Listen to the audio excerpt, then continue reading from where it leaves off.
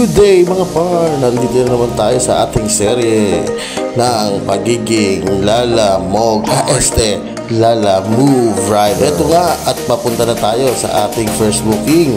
Kaso ang problema, nakalimutan ko i-screenshot yung first booking natin dito sa ating apps, no? Anyway, explain ko na lang sa inyo kung saan lugar ito. First booking natin ay dito sa Villa Estrella. Dito po yan sa Patubig, no? Sounds like pag-ibig.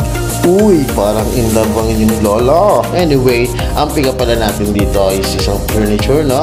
So, ayan, at malapit na tayo. At nakarating na tayo sa ating pick-up location. Ayan, kaya makikita nyo, yan na po, kinarga namin, no? Ayan na nga, ang ganda, di ba? Parang sa matulog at mag-relax na maghapon sa isang malabig na aircon. Wow! At ayan, papunta na po tayo. Oops! Teka lang, pagbigyan natin ang ating mahal na hari. Joke! Pero sana iwasan na lang natin yung mga ganyan. Anyway, so back to the topic.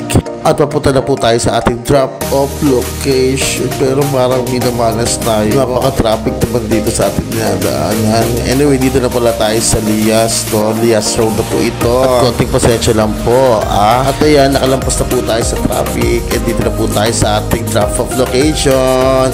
At ayan, uy, ang yummy mo, sir. Anyway, yan, natapos na natin ang first booking natin. Waiting tayo sa ating second booking. At ayan, binabaybayan natin palabas ng Metro Gate ng May Kawayan. Makainit, grabe. So, bumili muna tayo ng yelo. Bumili muna tayo ng yelo. Makainit, grabe. Grabe pa naman natin ngayon.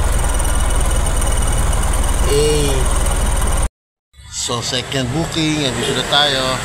At so ayan, nakapunta na tayo sa ating second booking. Sorry, hindi ko na na-videoan nyo kung pagbabiyahin natin dyan. So anyway, ito pala yung second booking natin. At yan, sorry, hindi ko na naman pala na-screenshot itong second booking natin dito. At sorry, bawi na lang ang lolo mo next time. Sorry. At ayan po, pinakita na po ng mga foging papa natin ang ating i-deliver sa... by the way, ang deliver pala nito sa North Caloocan. Tinom sila kahit mabigat ng trabaho, pero happy lang sila. Naghaharutan pa sila niyan, mga pogi. Ang popogi, ang yummy, tinom mo. At ayan, parang gusto ko na rin magpaiwan dito. At tapos maglalaro na lang kami ng bahay-bahayan. Ay, sarap! Second booking, let's go! Hi, Apple naman to. Nagmo-moment pa ang lolo mo. Anyway, ayan, palabas na po tayo at papunta na po tayo ng North Caloocan. At ayan, habang binabaybay na natin, papuntang North Caloocan at nakasabay natin tong truck na to. Grabe, hindi ko lang na-videohan kanina. Grabe, ang pausok talaga ni lolo mo. Kala mo, pati yung truck na to, nagwe-vape.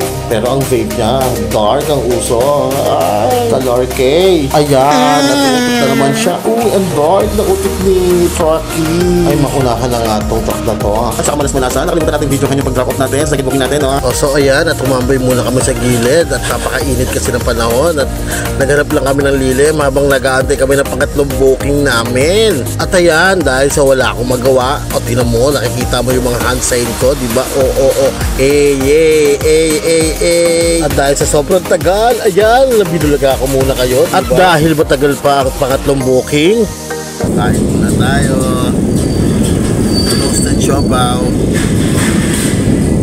para sa mainit na.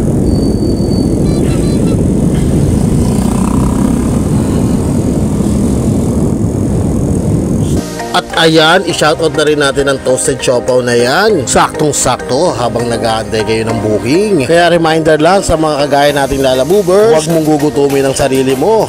Ang trabaho, nandyan lang yan. At ayun na nga, back to booking na tayo. Natanggap na natin ang pangatlong booking. Pasensya na guys. At hindi ko na na-videohan tong pangatlong booking natin.